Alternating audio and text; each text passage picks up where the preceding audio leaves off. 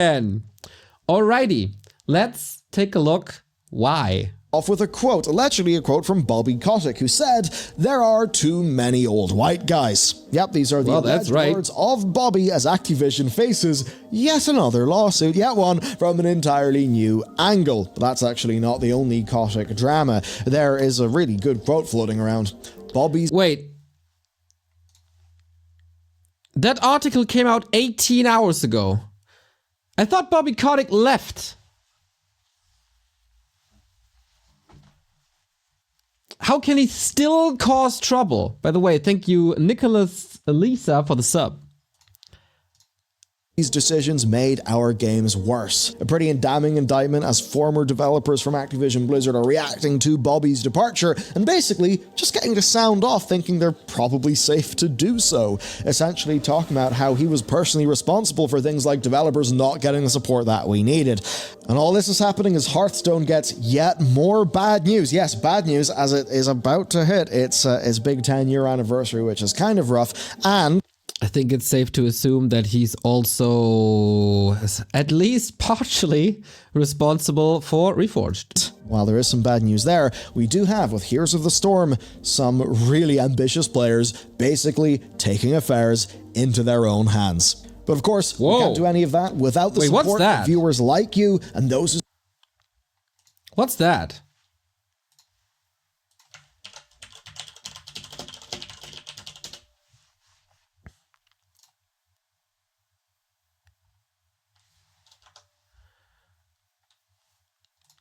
Resurgence of the Storm is a recreation of Heroes of the Storm in the form of a playable mod for StarCraft 2. It's been in development for over 4 years and it's finally released to the public. Holy! Alright, I want to check this out after the Bellular video. I had no idea. To support us over at bellular.ghost.io. That's where you can get Loading Screen, which is our daily publication, as well as a whole bunch of extra content for cool name for a newsletter. You can also then get over to our members lounge where we chat about things with our members, and it's the best way to support what we're doing. So check out the link below. With that said, let's get stuck in. Okay, the Bobby story is too spicy not to do first. This was reported by Law360 and found by GameIndustry.biz. Because of this, we found out that Activision's legal woes are not over yet, because they, yes, have got the EEOC and CRD stuff off their backs, but now they have another individual stepping up to the plate to try and take them to task and get a little bit of a chunk of money.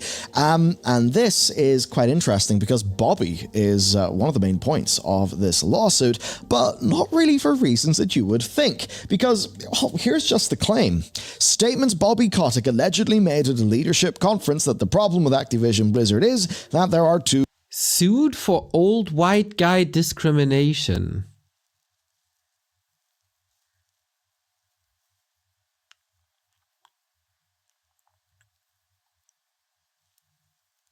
Wow. Too many old white guys. Now, does that sound like Bobby? Who knows? Here's the deal, though. One of the aforementioned old white guys, a 57-year-old Activision executive in their central tech department who was let go in August 2023 after a 9-year tenure, has seen or heard this statement from Bobby and then basically alleges that these remarks were made by Kotick and that they contributed to 2 other executives leaving based on the ageism of what he said. This person was then recommended as a replacement for one of those individuals, but they were passed over in favor of a younger non-white employee who then became this executive's manager. That manager is then alleged to have created a hostile work environment for this person, leading to a low salary increase that would have been based on merit. And at the same time, he then accuses another member of staff of making false and defamatory remarks about him filed with Human Resources that he then filed a complaint against himself. And he says that his accusation was ignored and not taken seriously. Then in August 2023, he and 6 other men, aged 47 or older, were cut from a team of 200, which is being framed as being a disproportional thing. Here's the quote: Activision placed profits over people people by terminating the older, higher-paid executives. Now, while we don't usually talk about this sort of thing in terms of executives, even take a look at the BioWare story where actually, yeah, they did fire disproportionately people who had been at the company longer, therefore I suppose would naturally be older, and, had... Isn't that quite normal though? Like, doesn't necessarily have to do with age and the color of the skin, but rather these guys were expensive and got replaced by cheaper work staff. Isn't that like often how it goes? And that's why there's a lot of brain drain, especially at Blizzard. Well, like foundational experience on titles like Dragon Age and Mass Effect, which I'm sure will absolutely not bite BioWare in the ass later on. Now, as for Activision's rebuttal, they responded to outlets with their equal employment policy, which does include that they will not, discriminate based on age, race, or any other immutable characteristic. Now, the idea of them doing some form of discrimination based on some form of characteristic is something that we can sort of process via recent lawsuits, where, of course, you got the EEOC and you've got the CRD. Now, the deal with those, right, is that those are like mostly settlements. You know, the recent thing with the CRD, that was a settlement. So what does that mean? Does it mean they didn't do anything? I wouldn't say so. It means that they settled, which probably means they felt it was worth settling. So there was seemingly enough of a pattern of discrimination that both groups were able to achieve, compensation for the affected classes of individuals in their settlements. So that's what we learned from the suits. And of course, the idea of like ageism being something worth talking about. I mean, that is fairly relevant. Now, in the wake of those lawsuits, Activision basically released this like population summary that covers them in 2022, which is when this person was still employed at the company, where you basically see the gender representation, recruitment by gender, retention by gender, race, and ethnicity representation in the US, and basically all that stuff being US based. Now, there's actually no information in age here. One could maybe say that means that age is actually something that they're not reporting on, and of course, therefore, a target for a suit that is claiming that they're not protecting staff enough. But to go back to the point made by the suit, Activision placed profits over people by terminating older, higher paid executives. That is obviously something we've seen a lot. We especially saw that happen at Bungie. Of course, whenever you say executive, you naturally think about the C-suite, like the chief executive officer or the, chief operations officer. An executive could mean, say, an executive producer on a game title, an executive producer on, say, some technological thing that they're doing, which I believe is probably where this person is. On C-level, still old white men everywhere. Is fitting in. And so going from a very mercenary point of view, as we've seen with Bungie, as we've seen with BioWare, and as the CEO of Insomniac was clearly musing on in some of those leaked documents, the tough thing is that generally the older people will be targeted, because older usually means more tenured, usually means more experience, therefore more compensation. And if you were to say that the sort of, ethnicity balance of the games industry has changed over the last 20 years and, is basically the white boy club 20 or 30 years ago. I mean, obviously some would still say that it is the white boy club right now. It would then be targeting those people just because, it's like a natural sort of fragment or whatever of the data set. So anyway, this person has filed their lawsuit against their old boss. Who knows what will happen? I would say if this did actually get treated seriously, I think especially in the ageism angle, that's maybe where you could get maybe a little bit more of a win. You do wonder what that would mean for other companies who have disproportionately been laying off those who are paid more. Now, of course, the company could say it's not ageism. We're just, we're getting rid of the people who are the most expensive. Those things are correlated, but their age is not the reason why we're getting rid of them. Their compensation is the reason. And who knows, maybe that's a totally fine defense for the company. Now, that's not all with Bobby, though, because as he has left, the developers are telling all. Just a few little things. Of course, sick. Bobby's gone. Staff are really happy to talk about this. An ex-Demonware developer, Christina Pollock, said this: "I worked on COD for 2 years as a programmer at Demonware. Bobby's decisions made our games worse." There, of course, were numerous other examples across social media. Ones ranging from Bobby asking to speak to one of the WoW teams and wanting to make donuts for them, and I believe buying the donuts from like a donut company and arriving with a kind of ludicrous amount of donuts. No. The story was different. Like, Bobby apparently got into donut making And instead of buying donuts for the team, he did not bring donuts for the team, but he brought his gigantic donut making machine, whatever it's called, allegedly, donut making machine to the campus, which required a huge amount of like space on that campus and people to set it up and just a lot of attention so that Bobby can make donuts. To one of the more recent problems, which is the launch of Overwatch 2 onto Steam, where everybody knew that it would be a total goddamn disaster. The game's free to play, and that means anyone could just click the button to get the game, and even if they wanted to make their review look legit, they could just have it idle on the main screen, rack up maybe 7 hours of playtime, and then give it a negative review. Basically, the staff obviously knew. And we have an example of that with Andy Belford sharing the community team's experience, saying that they were tasked with handling the Steam forums and reviews, basically as the company was moving on to Steam, and this was sort of outside their usual job description. So it was something new that they had to deal with. They also... Imagine you're being on a community team. It's already one of the worst jobs because you have to deal with annoying and angry people every single day, day in, day out.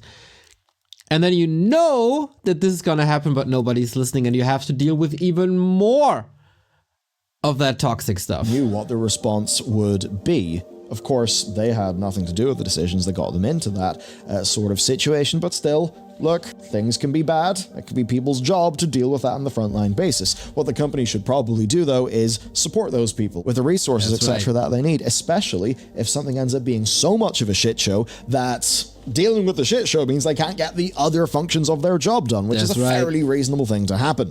Well, what happened? The answer is nothing happened. Yes. And Andy said, I'm breaking my silence to share a fun fact. When we planned Overwatch 2's launch, my team warned months in advance about all these problems with the review bombing, and essentially just said, at this company, shit flows downstream, usually landing in the lowest paid, most overworked people, management being too busy reacting to wildly vacillating direction and decisions that made zero sense. He says that at the end of everything, the player and worker experience meant nothing to the C-suite and executive leadership, that it was all about that quarterly earnings call. It's again one of those times where the new pattern is players and developers are losing out, both of which are very important to these companies. So who knows? Maybe if we band together a little bit more, it could be useful. Anyway, the framing here is certainly like CEO, C-suite being fairly responsible here. It's hard to really tell how much that is the case. I do at least know, though, that, say, the Overwatch League, that's an example of something that was very much Bobby's pet project that he pushed a hell of a lot. And we know that massively disrupted the development process of Overwatch. So who knows? I mean, maybe less Bobby decision-making just would have led to Overwatch being less scuffed as an IP. Who the hell knows? But ultimately, that's the situation, and this is really a specific account of how Kotick and the culture was directly hurting games. How this would result in bad or worsening products, something that I think a lot of us can agree on, and how that anger would then spur on the next stupid decision that management would make. So overall, pretty damn sad. But we do now get to talk about some good things. This is actually still Blizzard themed because there are two dead Blizzard projects. One of them is actually getting a revival. Number one, Hearthstone Duels is no longer receiving support. It's never going to go past its beta phase, which sort of was the plan. And they've said that this is just to allow for more team focus. And rather than just getting no updates, this actually means it's being removed from the game April this year. Oops. The devs basically pointed to Battleground Duos and Duels Treasures for Arena as being similar experiences for paired play, but of course this core mode is going. So what's the benefit of this? They say the benefit is that they can shift their resources onto the other modes that are working. Now this is interesting. It's actually following the removal of the static classic mode in June 2023. Now that then got a full replacement with the twist mode, and of course that's something that followed the decision of Mercenaries mode, basically going into like maintenance life support mode mode in February, and that's overall just in a year where like esports support from Blizzard was kind of downgraded. They have a lot of modes. So it's pretty rough. Hearthstone's getting its 10th anniversary, and it's really not running into that 10th anniversary in a situation where it's feeling strong, or at the very least where the buzz around the game is positive. It's quite challenging. It really does seem that Battlegrounds is actually the thing that has kind of saved Hearthstone and kept it alive. Who would have thought?